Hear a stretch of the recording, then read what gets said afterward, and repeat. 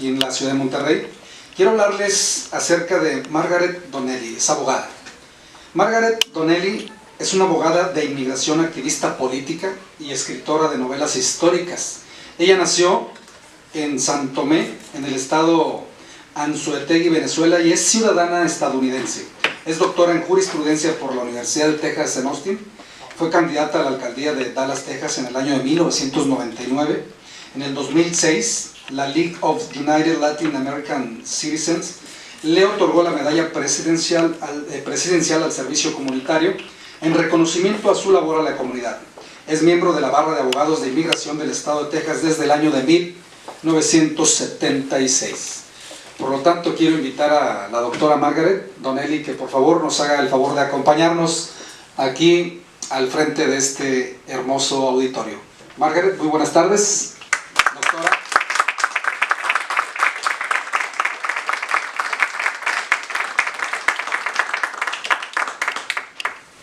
Queremos agradecer la presencia de todos ustedes, la bienvenida a la doctora, y vamos a comenzar con un video que nos ilustra perfectamente quién es Margaret Donnelly.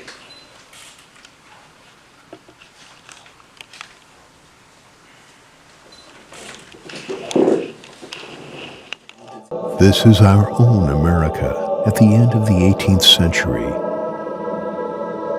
The ideas that inspired the struggle for freedom in the British colonies were spreading across the whole of the Americas. Latin America had been under the dominion of the Spanish Empire, with its characteristic tendency to only serve the ruling class, appointed directly by the King of Spain and completely faithful to him. Those born in America had no opportunity to decide how they would be governed, not even those who were direct descendants of the Spanish in power, much less the vast majority of the population, who were mere subjects of the Spanish crown and could not even aspire to be recognized as citizens in their own countries. Among the elite in America, there was talk of independence from Spain, but at the same time, they refused to give up control of their domains. In this self-centered society, and from the same extremely privileged class, from the general captaincy of Venezuela, appeared a visionary figure who was able to go far beyond his own personal interests. Simón Bolívar. Bolívar understood that only an independent, united Republican America would be capable of freeing itself from the yoke of Spanish rule, bringing happiness and prosperity to all of its inhabitants alike. Bolívar managed to unite and lead an army of patriots made up of members of all social classes. Bolívar's liberating armies went forth and emerged victorious from one of the more ambitious military campaigns in human history, taking heroic actions in all kinds of terrain, covering more than 5,000 kilometers from the Great Plains of the lowlands of the Orinoco River in what is today Venezuela, up to the highest peaks of the Andes in the south of Peru.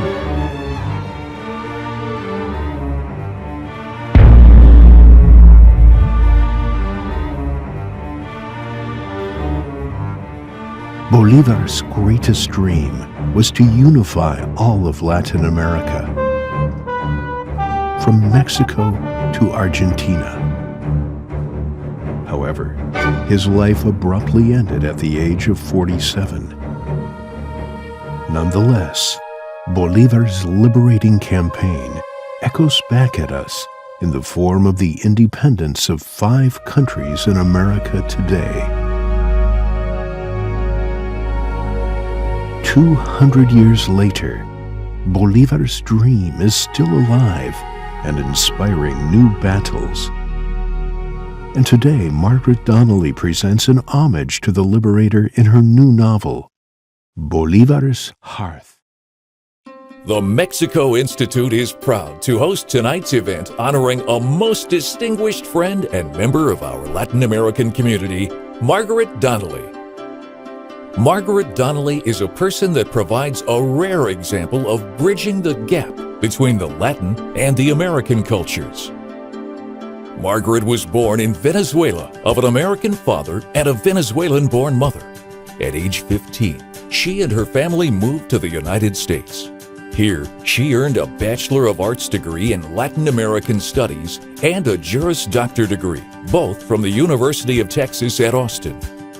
In 1982, Margaret opened her law practice in Dallas, and in 1988, she was the first Hispanic woman in North Texas to be board certified in immigration law by the state of Texas. Looking to give Latinos in Dallas a voice, Margaret ran a grassroots campaign for mayor in 1999. With no funds or political experience, she came in second with an impressive 23% of the vote. In 2004, Margaret Donnelly was nominated for the Right Livelihood Foundation Award in Sweden for her work with indigenous communities in Mexico, Venezuela, and the United States. This award is known as the Alternative Nobel Prize. Writing is her passion. Her literary body of work presents a vision of unity in the Americas. Her works have been presented in very prestigious forums, like the International Book Fair of Guadalajara, Mexico, and the International Latino Book Fair of Los Angeles. In 2006, Margaret received an honorable mention as Best Historical Novel at the International Latino Book Awards Book Expo in New York City. Her books include The Path of Lord Jaguar, The Song of the Golden Cots, The Spirits of Venezuela.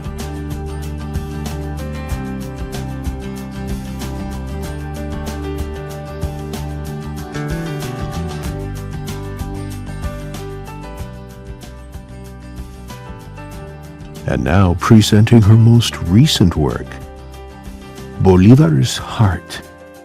In Bolivar's Heart, Margaret tells us a story based on an indigenous legend that says that Simón Bolívar wanted to be one in body and soul with his beloved America.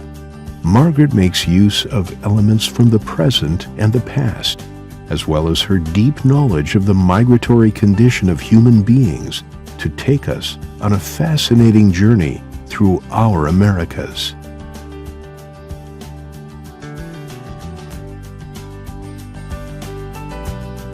Through her books, activism, and law practice, Margaret Donnelly's vision is to unite the people of the Americas, defend those who are mistreated, and remind us of our heritage.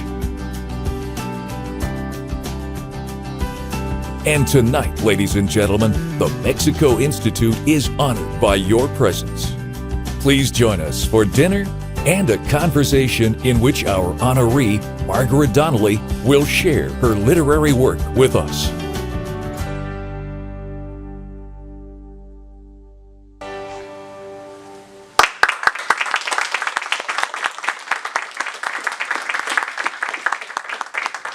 Bueno, pues le damos la más cordial bienvenida. Doctora, buenas noches.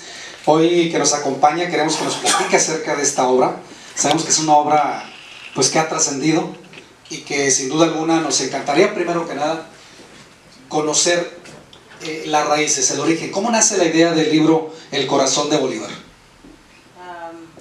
Nace en Salta, Argentina, con una socióloga peruana, quechua, que me comunica que un antepasado descendiente de los incas, Juan Bautista Condorcanqui, le mandó una carta a Simón Bolívar pidiéndole que él quería morir en Cusco. Y esa carta existe, es parte de la historia que tenemos, pero nunca fue contestada por Bolívar. Y entonces la socióloga Katia me dijo, aquí hay un debate tremendo que tiene que ver con Bolívar, ¿por qué no permitió? Y yo le dije, Katia, no es que permitió, hay que comprender a Bolívar, los tiempos de Bolívar, la temática del tiempo. Bolívar no era anti-indigenista. Me dijo, bueno, ese es el debate ahorita. Mi contesta fue, Katia, siempre tratamos de destruir lo mejor de nosotros, porque yo te garantizo a ti que Bolívar no ignoró a Juan Bautista Condorcanqui. Él es importante en la historia de Perú porque su hermano y él fueron los últimos descendientes de la familia aristócrata real de los incas. Y entonces, bueno, ahí terminó el tema, me regreso a los Estados Unidos y lo dejé en una gaveta. Y entonces en un momento me voy yo a Hot Springs, Arkansas, y yo sé que Tina va a decir, ella es mi ayudante, aquí viene la historia. No, pero hay que ser sincero. Y como escritora, nosotros somos canalizadores de información, tenemos ese don.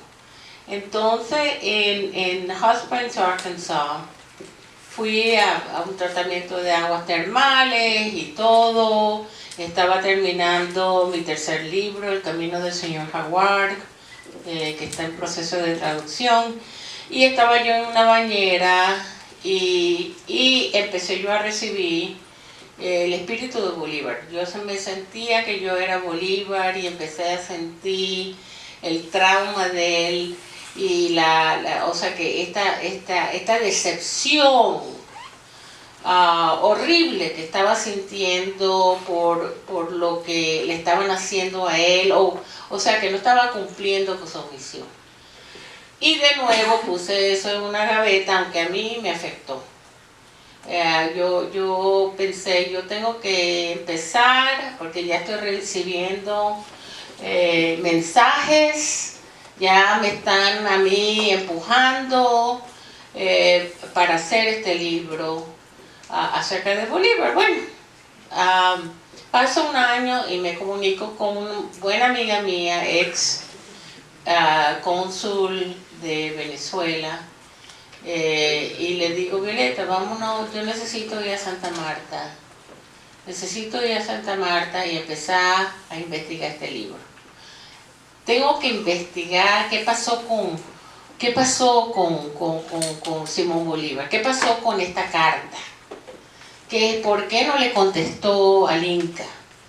Y voy con ella, y justamente voy a la quinta de San Pedro Alejandrino, y anexo al cuarto donde murió, había una bañera, idéntica, más o menos en el estilo de la bañera en Hot Springs, Arkansas. Y me doy cuenta, y me dicen, aquí es donde el Libertador tomaba sus baños calientes antes de morirse.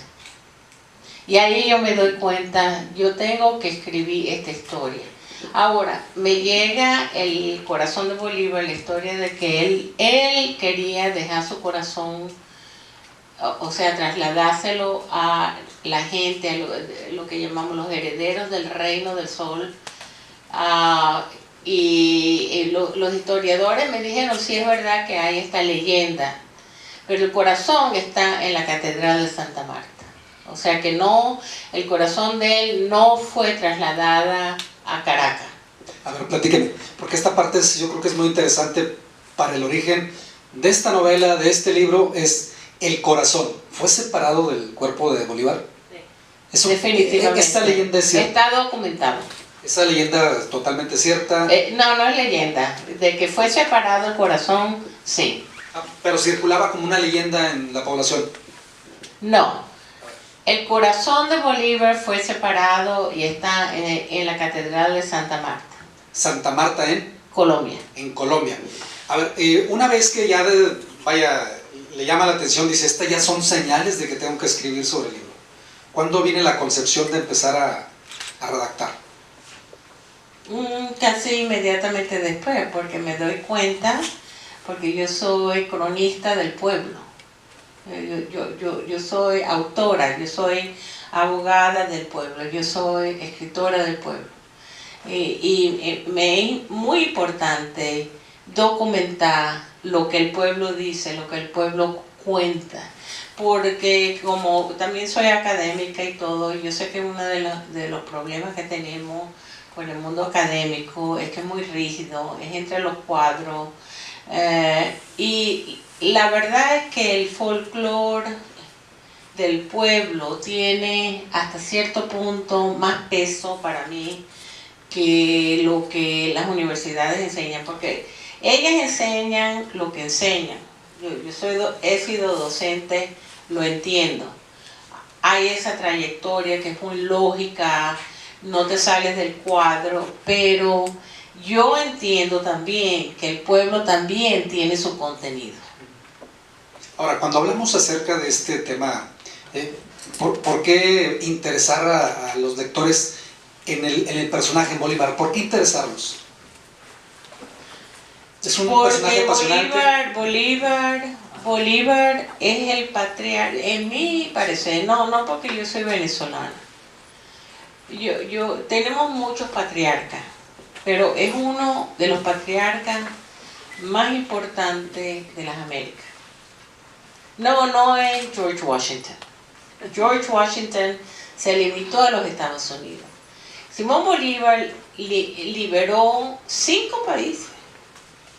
Y me parece que y dejó un legado, una literatura que se debe de leer, la debemos de leer, debemos de aprender, debe de ser parte del archivo de todos nosotros en las Américas, para comprender por qué él hizo lo que hizo, porque lo que cuenta es muy importante para nosotros. ¿Por qué? Por nuestra identidad como americanos. ¿Ok? A ver, a finales de 1700, George Washington en los Estados Unidos, principios de 1800, México. Miguel Hidalgo. Y después también Bolívar. José Gabriel Condorcanqui, que yo menciono aquí en este libro. Él empezó su revolución en 1780 en el Perú. Y lo mataron, lo decapitaron, por cierto. Y voy a entrar en esto porque es importante. Y guindaron su cabeza en la puerta a la ciudad de Cusco y otras partes de su cuerpo en otras ciudades, en otros pueblos del Perú. En 1810 viene Miguel Hidalgo y los otros próceres, que también son capturados, también son decapitados. También a mí yo no sabía esa historia hasta que yo comencé a investigar y decir, bueno, ¿qué estaba pasando en ese tiempo? A Miguel Hidalgo, la cabeza de él guindó se me olvida el granadero de La Lóndiga. Guanajuato. Y otros 3 también. Allende, Aldama, Rayón. Entonces yo empecé, Dios mío, aquí hay tantas cosas paralelas que nos unen a todos nosotros. Y fue nuestra liberación e independencia del Imperio Español, que está usando las mismas tácticas de persecución y opresión. Simón Bolívar por gracia de Dios se salvó de todo eso. Pero lo que me gusta de él es que él, por ejemplo, si buscan la carta de Jamaica de él, creo que fue en 1817, él menciona a José Gabriel Condorcanqui, él menciona a Miguel Hidalgo. Él estaba totalmente conectado con las arterias de las Américas. Entonces me estaba diciendo un señor, un amigo aquí, de que Simón Bolívar estuvo aquí en Monterrey y se reunió con un señor Ciudad de Francisco. México. En Ciudad de México, nunca salió de Ciudad de México. Ok, o sea que me dijeron que Monterrey, pero fue la Ciudad No, de México. Veracruz, de La Habana, Veracruz, Ciudad de México. Ok. ¿Y se reunió con Francisco Morazán? No sabría decirte, pero Francisco Morazán de Honduras, habría que checarlo si se reunieron en Ciudad de México. Ok. Eso, o sea que son cosas Ajá. importantes que nosotros tenemos que investigar y distribuir, o sea, compartir. Podría ser un personaje actual, es decir, es un personaje que le pueda interesar a los lectores, a los jóvenes. ¿Por qué? Santiago, yo lo único que puedo decir es que nosotros tenemos un legado. El legado puede ser cultural, el legado puede ser genético, ¿verdad? Yo creo en eso. Yo creo, por ejemplo, que yo tengo la herencia de Simón Bolívar cultural, a lo mejor genética, ¿okay? Porque en el folclore de mi familia me dicen que nosotros tenemos conexión con la mamá de Simón Bolívar, ¿okay? Pero si no lo tuviera, no importa. Yo soy heredera de Simón Bolívar por ser venezolana. Y si no soy venezolana, soy heredera de Simón Bolívar como americana. Soy heredera de Miguel Hidalgo como americana. Entonces yo tengo eso. Eso no lo tiene el inglés, el francés, el chino, el yo no sé qué. Nosotros somos americanos y tenemos nuestro legado biológico, genético, cultural. Y es parte de nuestra identidad. Porque yo creo que estas personas se han ganado, más que ganado, el respeto de nosotros.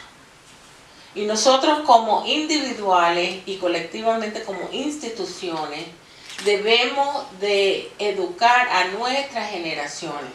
Si se han perdido o han perdido su identidad porque creen que yo no sé que viven en el iCloud, esa es culpa nuestra. Nosotros tenemos la responsabilidad de educar, ¿okay? Y por eso yo estoy aquí.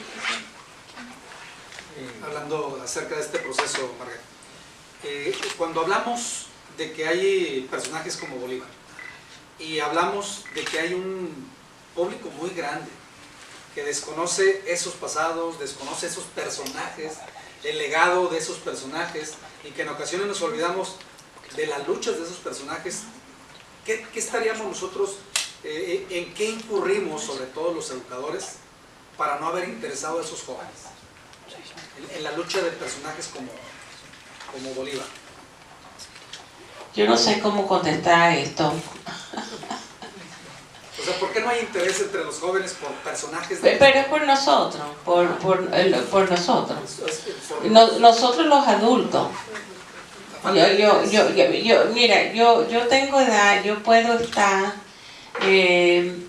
jubilándome y no me estoy jubilando, gozando de mis 4 nietos, gozando de lo que sea, porque tengo 41 años como abogada, pero no lo estoy haciendo. ¿Y por qué no lo estoy haciendo? Porque yo digo, bueno, si la reina Isabel, que tiene 91 años... 92,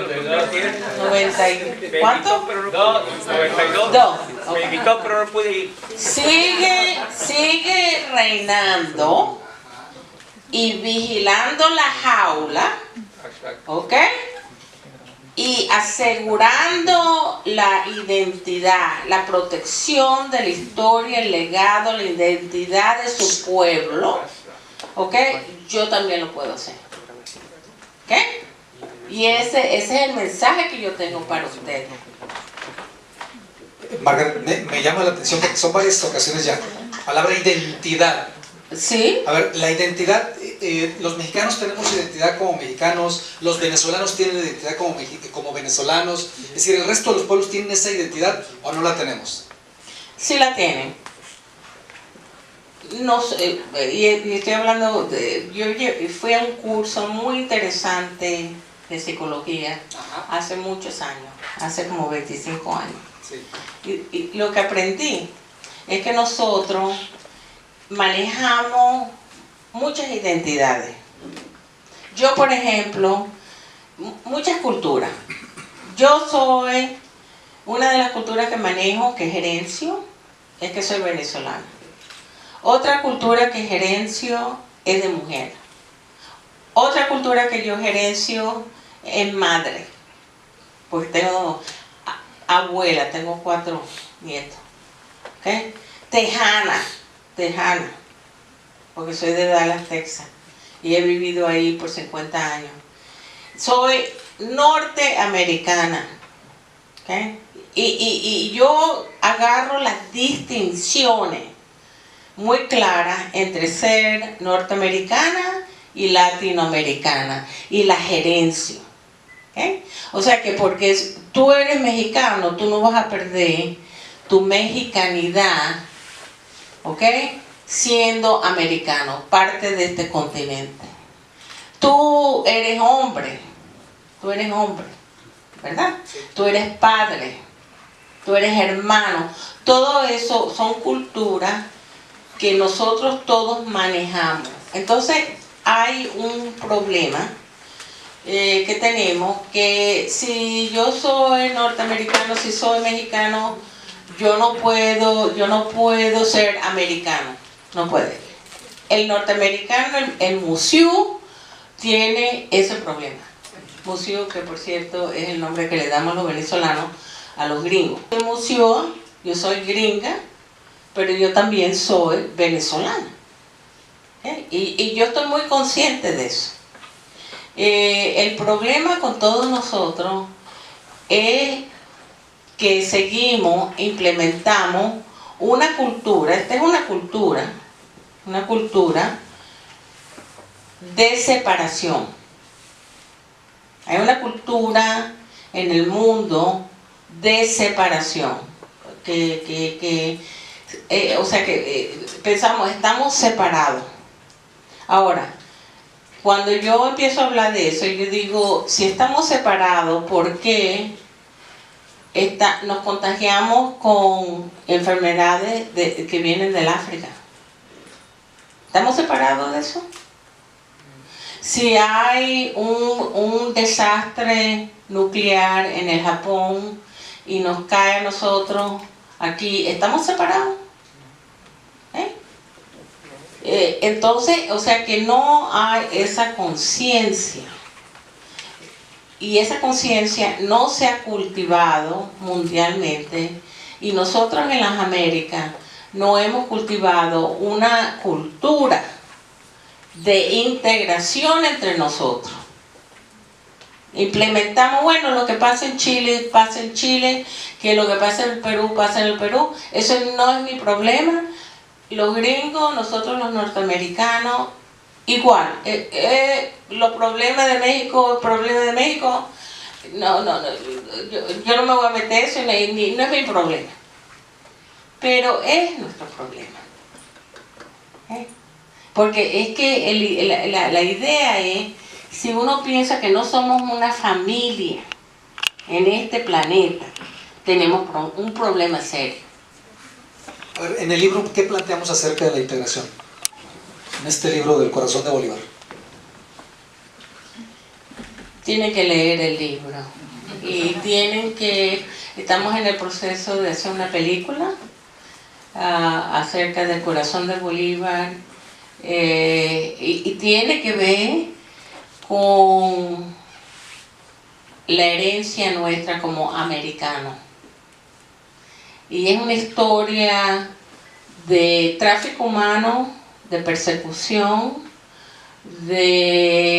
y de triunfo, porque nos reunimos los norteamericanos, los mexicanos, los peruanos, los panameños y todo, para ayudar a alguien. Muy importante. Doctora, a ver, año del 87. Vive acá en Texas, de pronto dice, quiero regresar a Venezuela. ¿Qué pasa? Hay un fenómeno ahí. Ay, qué bueno A que ver, lo notaste. platíqueme, sí. Es muy perceptivo. A ver, platíqueme esa parte tan importante que transforma. Sí, oye, ¿de dónde tú agarraste eso? Pues bueno, uno que lee libros. Estoy impresionada. Yo también. A ver, platíqueme, ¿cómo está ahí esta parte tan importante en la transformación de estos pueblos? Me has dejado. En el 86, me voy a poner a llorar. En el 86, después de estar ausente de Venezuela desde 1963,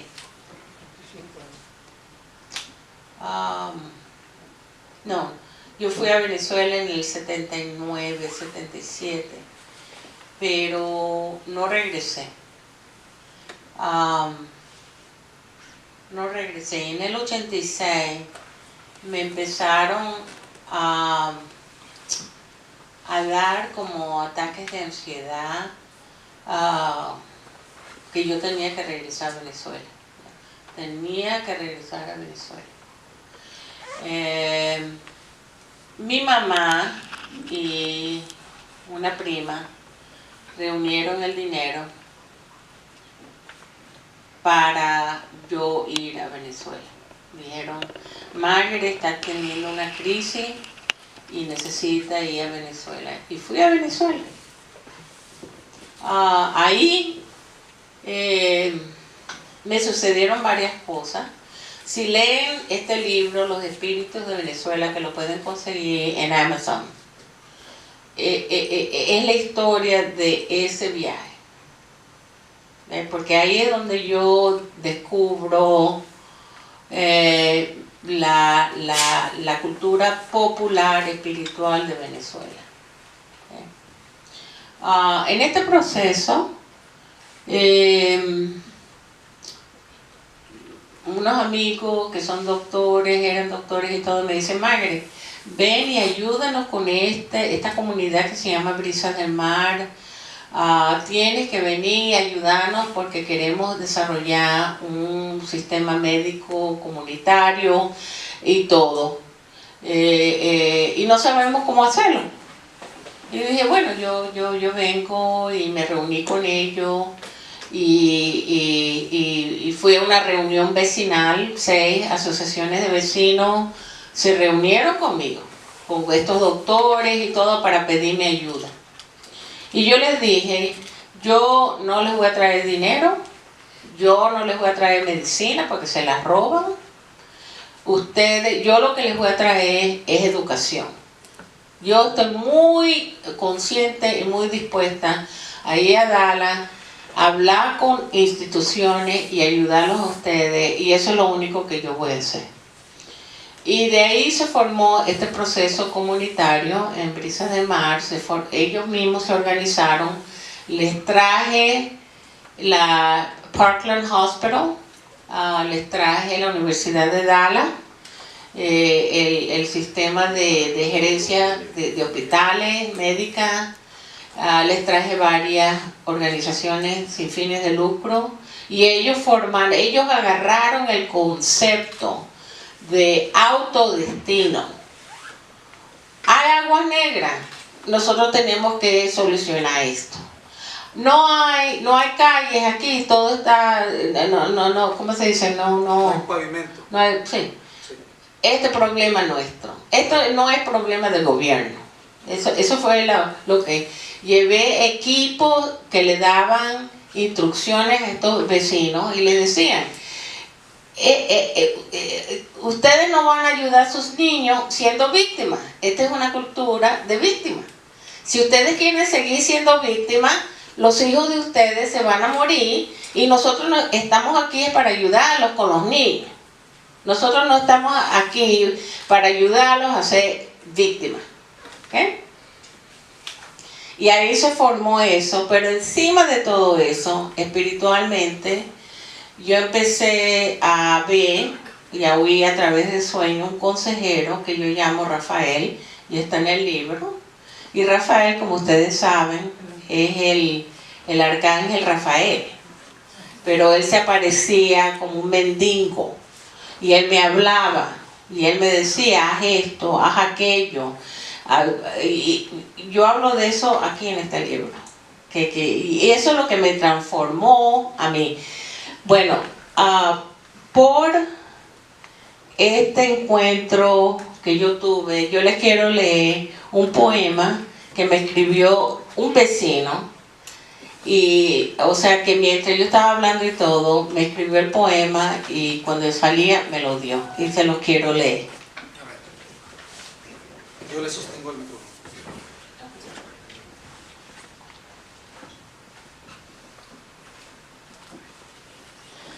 Yo digo, el poema de Eduardo Roja era un producto de la mente colectiva. Sus palabras eran el eco de tantas cosas dichas en los días predecentes. Entre las líneas de su poema había un mensaje de los mangos verdes, porque yo veía mangos verdes, mangos verdes, mangos verdes, y resulta que los mangos verdes eran los vecinos. Los primeros dos versos decían: nos vienen tiempos inclementes, pero nos encontramos en un espacio universal. Parpadeé e incliné la cabeza para controlar una onda de emoción. Seguí leyendo. Tus pasos son mi música fugaz, una música que canta con el tiempo, una música que canta con el corazón, una música de la llama interna del amor. Es la música de la amistad. Alguien vino aquí a hablarnos, son sueños que nos venden, son sueños de nuestras vidas, son sueños que debemos ser los dueños. Queremos hacer reales esos sueños, no queremos jamás perderlos. La vida es una gran realidad y nosotros los vecinos, soñadores, y esa música fugaz será un canto de la realidad, de justicia, amor, trabajo y fraternidad. Digo, qué bella la palabra vecino. Debemos siempre estrecharnos las manos, unidos en el trabajo vecinal. Y eso ahí termina. ¿Sí? Eso fue lo que me escribió. ¿Hay algo más que nos pueda compartir, Margaret? Sí, quiero leer una parte de mi libro, si está bien con ustedes. Quiero compartir algo de Simón Bolívar, lo que contiene este libro, el libro. Está en la parte de atrás. Simón Bolívar fue precursor de una nueva visión para Latinoamérica. En la época que escribió la Carta de Jamaica, en 1815, con 32 años, sabía que los terribles padecimientos causados por más de 3 siglos de dominio español requerían un pulso de acero a favor de la liberación por parte de Latinoamérica. Dirigida a Inglaterra, aunque en gran parte ignorada por los ingleses, la carta revitalizaba a nuestro territorio y nuestro pueblo, que habitaba ese espacio debido a su impacto profético. La carta abogaba por la abolición de la esclavitud, la creación del Canal de Panamá la constitución de una organización de estados americanos y una invitación a Europa a contribuir a la libertad de las Américas para así traer al mundo la igualdad económica. Era un profeta. Para los españoles, Bolívar fue tan dañino con sus escritos como con la espada. Además de su vasta producción literaria, abarcó más territorio en nombre de la libertad que cualquiera antes en la historia. Su ejemplo moral y su genio militar nos enseñaron que un hombre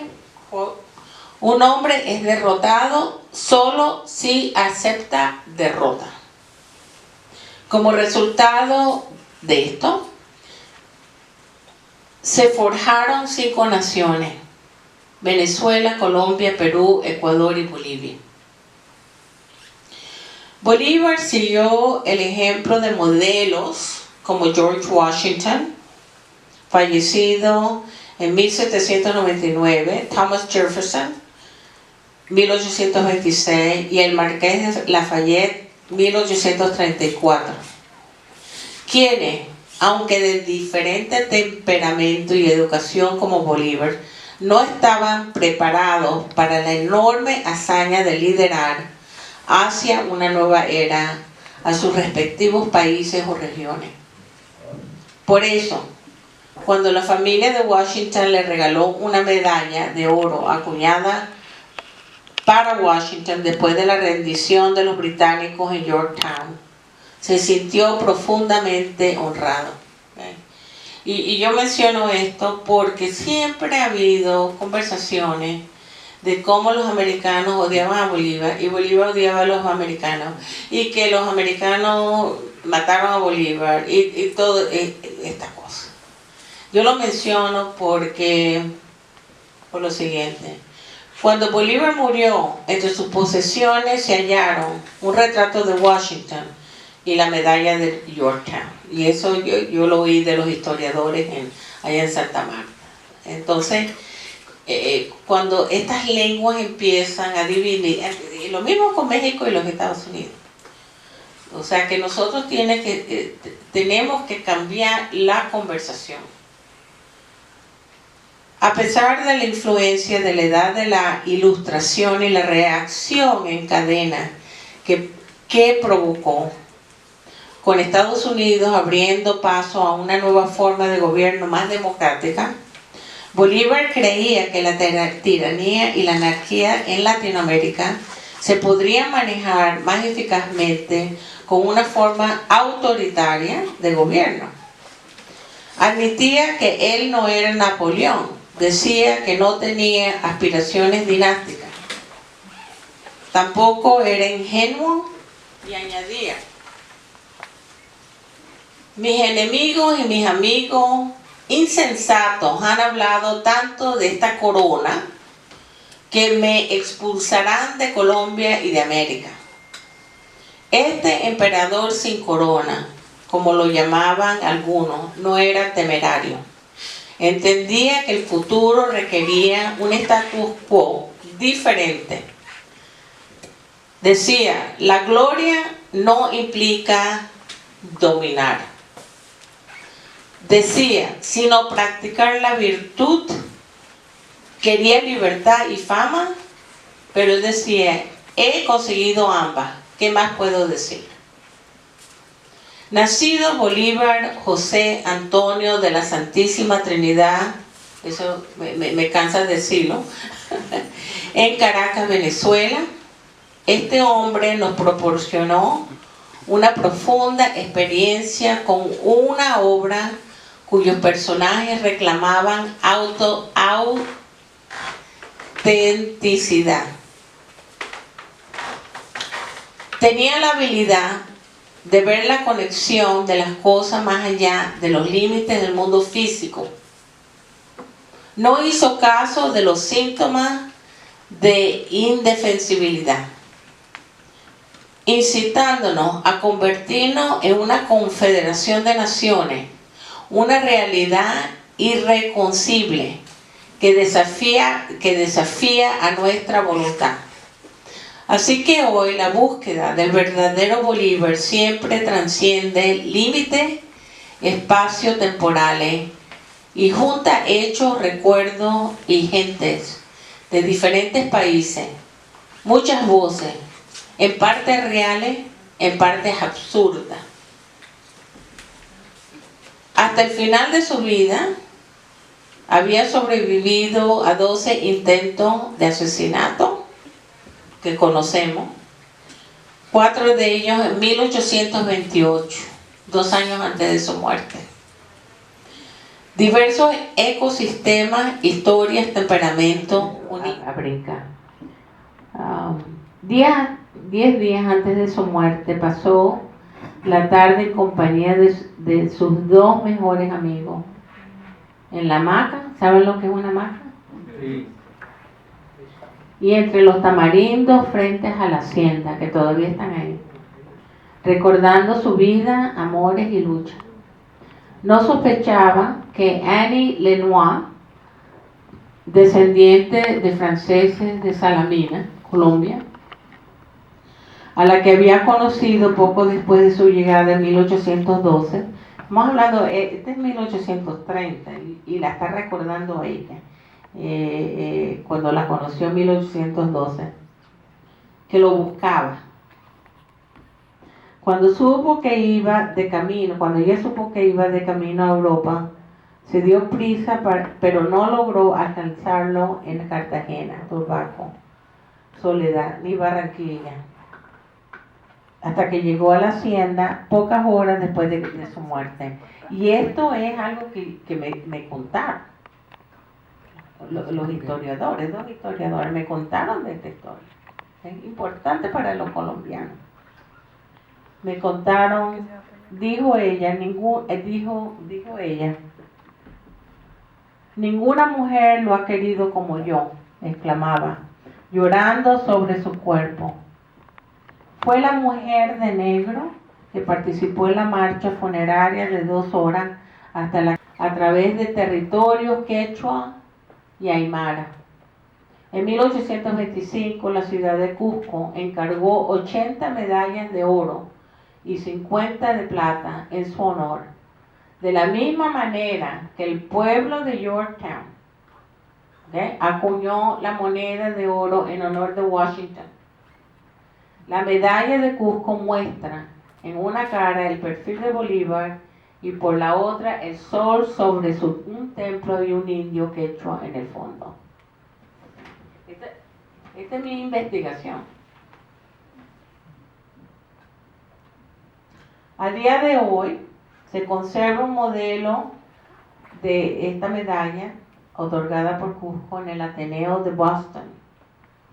Una vez perteneció al general John Devereux, miembro de la Legión Irlandesa de Bolívar, formada originalmente por más de 2.000 irlandeses veteranos de las guerras napoleónicas. En 1846 el general regaló la medalla a Thomas Handicid Perkins, benefactor de la institución, cuya familia la donó al Ateneo en 1948. Bolívar fue un hombre enormemente intuitivo que supo probablemente cómo se interpretaría algún día su posible respuesta al último rey inca, y de esto se trata el libro. No he conseguido otro bien que la independencia. Era mi misión. Las naciones que he fundado se eclipsarán tras una larga y amarga agonía, pero para resurgir de nuevo como estado de una gran república llamada América. Eso es lo que dijo él.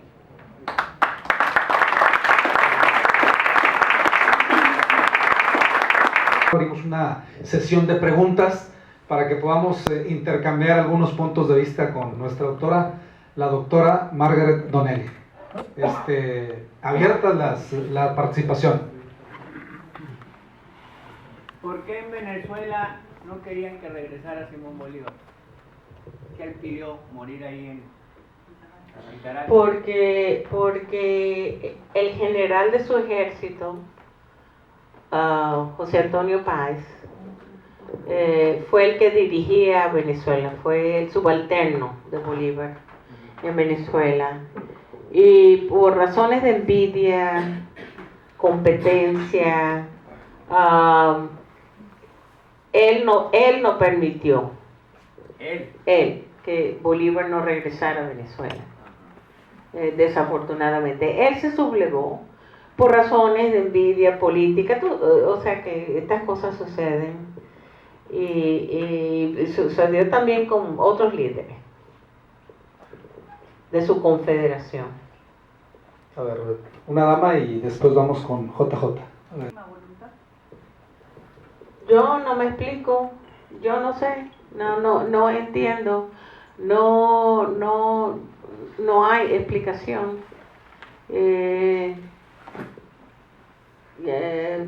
O sea que, mira, uno no es profeta en su propia tierra.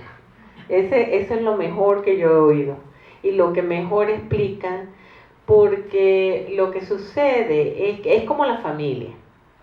Tu familia te conoce, te ha visto desarrollarte, etcétera, etcétera. Entonces ellos piensan que te conocen.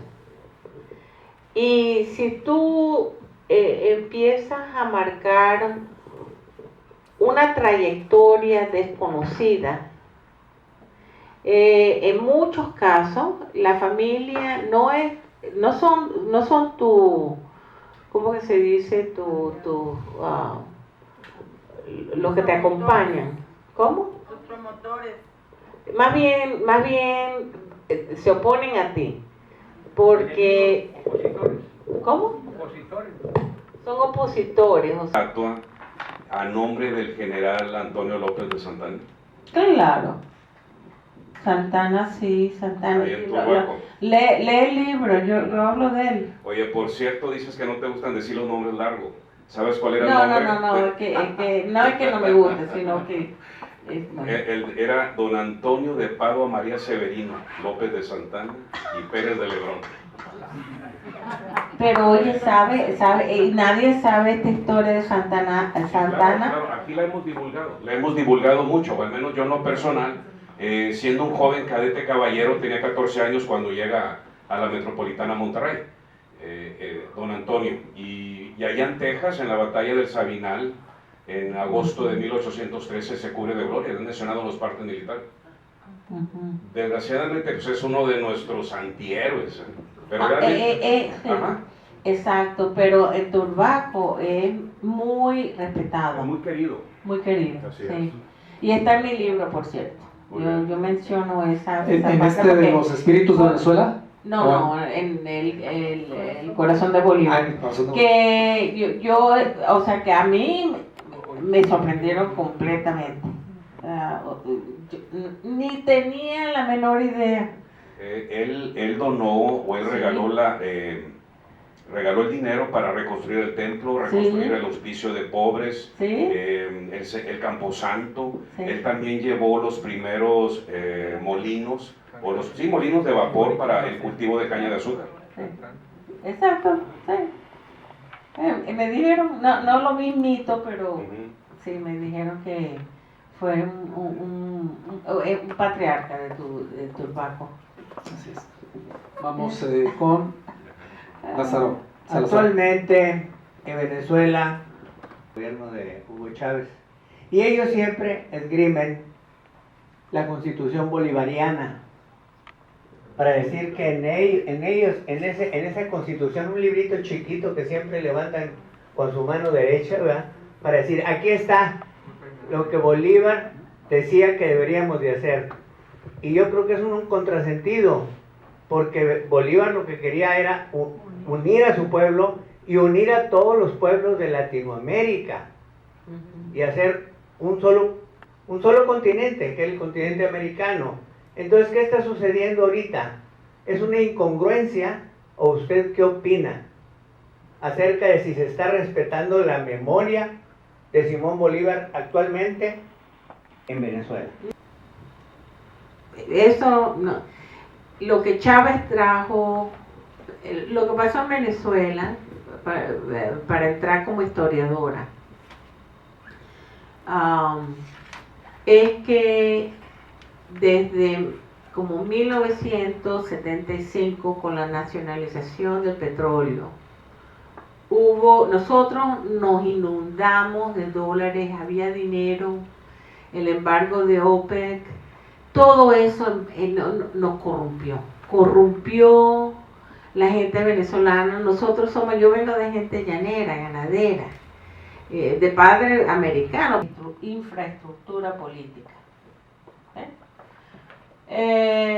Carlos Andrés Pérez, yo lo conocí, y él, o sea que tuvimos varios proyectos juntos, donde me ayudó. Yo entiendo lo que tiene reputación de que fue un ladrón, y todo el mundo es un ladrón. Todos los políticos en Venezuela roban. Todos los políticos en los Estados Unidos roban. Cada uno tiene su estilo de robar, pero roban.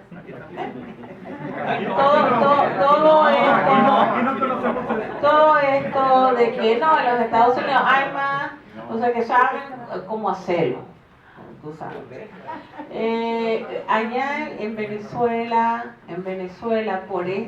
nos desanimamos mucho, y Fidel Castro nunca se fue, siempre trató de invadir políticamente la conciencia venezolana, y lo pudo hacer por medio de Chávez. Ahora, el mensaje que yo le tengo a los mexicanos, ¿tú sabes lo que nos arruinó a nosotros? Que la clase media, estos doctores que me involucraron con el proyecto de Brisa del Mar, toda la gente educada del medio, no votaron, dejaron de votar. Los que protegen al país es la clase media. No son los ricos y no son los pobres. Lo que menos ustedes quieren hacer es poner en manos de los pobres, el destino de tu país, que por eso es que te educaste. Tú tienes pelo blanco, has pasado por la seca y la mezcla, y entonces te has educado y todo, y entonces, no, yo no voy a votar porque el voto mío no cuenta. Eso es lo peor que ustedes pueden hacer. No, que no vale la pena, toda esta gente, todos estos profesionales, ¿dónde están? Incluyendo gente de mi familia en España y en los Estados Unidos, Panamá y México. ¿Ok? Porque, bueno, pues yo no voté porque no. Yo tengo la cultura como norteamericana, siempre votar. Ahora, no me gusta nadie, yo voto, por ejemplo, por la persona. Ellos necesitan convertirse en Simón Bolívar. Así es. No, pero estamos hablando de verdad. Sí. Vamos a un lado de mi padrino, don César Lucio, la dama que le acompaña. No, bueno, perdón, nada más. Es mi mujer, yo le acompaño a ella. Padrino. Al decir un voto ridículo, significa que votaste por Samari, o sea, no sé, Cantinflas X, o sea, diría por Chaplin o X. ¿Eso quisiste decir en tu voto al votar? Bueno, yo no sé aquí en México, pero ustedes sí tienen, y teníamos a Gary Johnson. Gary Johnson es el partido Libertarian. Fronteras abiertas, derecho de fumar marihuana en la Casa Blanca, ¿ok? Yo voté por él. Entonces yo voté, o sea que la gente, y yo, bueno, o sea que yo dije, yo voy a votar, yo voy a votar. Voy a ir y voy a votar, pero no voy a votar por estos dos, tú sabes, corruptos. Mencionó ahorita en un pasaje, mencionó en un pasaje el canal de Panamá, pero pues se está adelantando 100 años, ¿así de visionario? ¿O hay algún error en lo que leyó? No, El canal de Panamá, si mal no recuerdo, se terminó en 1910. No. Estamos hablando de 1800. Profetizó eso.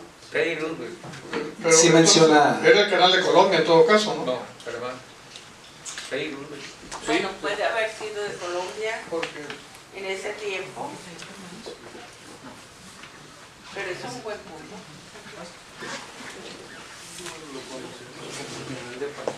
Ajá, la creación, dijo, profecitó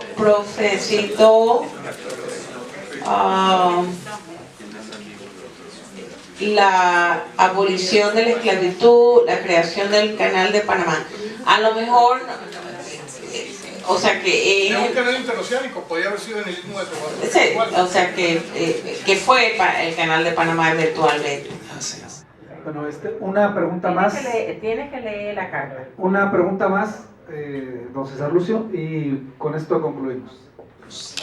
Margaret, pues yo quiero felicitarla porque ha despertado en mí lo que yo siempre he querido y creído, que desde el Bravo hasta la Patagonia somos el alma latina.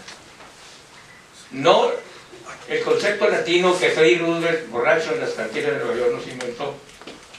Latinos como Teddy, nosotros somos de alma latina, de Dante, de Petrarca, de Boccaccio, de Cervantes, de todo lo nuestro, de San Juan de la Cruz, de todo lo que tenemos. Allá le pegan más al bongo y al ruido que a la cultura que podemos tener. Latino es para ellos ruido, música, humo y cosas raras. Nosotros somos cultura de una patria solidaria. Algunos vecinos muy cercanos a nosotros se han encargado de poner geografías donde no estaban o aumentar geografías donde no había. Creo que nuestra mayor fuerza que tenemos es sentirnos una sola raza, un solo pueblo, el pueblo de lo que es el alma latina. Y alma es más que corazón y más que vida. La felicito porque despertó en mí ese sentimiento. Yo siempre he pensado que la tradición es parte constitutiva de la política. Alguna experiencia me han platicado. Pero la tristeza, como termina Bolívar, pero a la larga yo siempre he dicho que terminó como un Cristo, crucificado, traicionado por todos. Que no lo dejan entrar, Páez era el que le cargaba la espada, el más fiel guardián lo terminó traicionando, como tantos otros. Pero si sumamos los kilómetros que a caballo caminó Bolívar, que las batallas que peleó, las heridas que recibió, a caballo solamente Gengis Khan se dice que pudo haber caminado más. Es mágica la vida de Bolívar.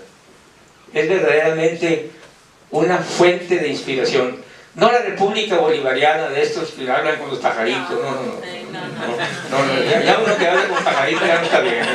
Digo, aquí hablamos con otro tipo de cosas, pero no con pajaritos.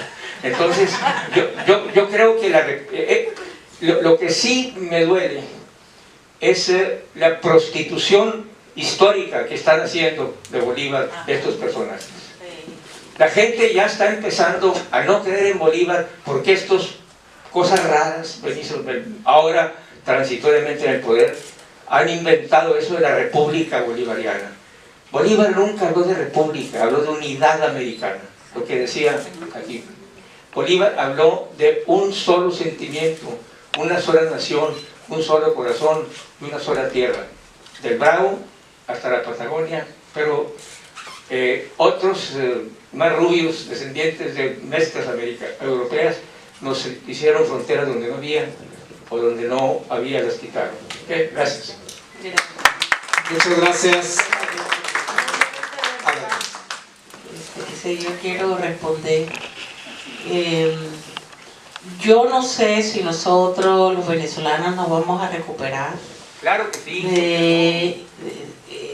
De lo que se ha hecho de la imagen de Bolívar. O sea que hasta han cambiado el rostro, o sea que han cambiado muchas cosas. No sé, yo no entiendo por qué. Pero es el venezolano es el que tiene que agarrar el toro por los cuernos. No. Y la cosa es, yo a los mexicanos les digo esto: Venezuela es un país ocupado por Cuba. Ustedes tienen cuidado que eso no les pase a ustedes. Porque viene, o sea, internamente, viene, o sea, que nos agarró de sorpresa, porque nunca jamás lo esperábamos. Venezuela está ocupada por Cuba. Nosotros hemos perdido nuestra identidad y razón. No. Y siento decir esto, pero nos castraron. Ahora, ¿qué es lo que necesitamos para recuperar nuestro país? Esos asuntos de los venezolanos. Yo, por mi parte, como venezolano, lo que estoy haciendo es hablando de nuestra herencia, nuestra identidad, que no solamente tiene que ver con Venezuela, pero tiene que ver con las Américas, todos los países de las Américas. Correcto, bueno, pues un aplauso para la doctora Margaret Donnelly. Y creo que son grandes personajes locales aquí.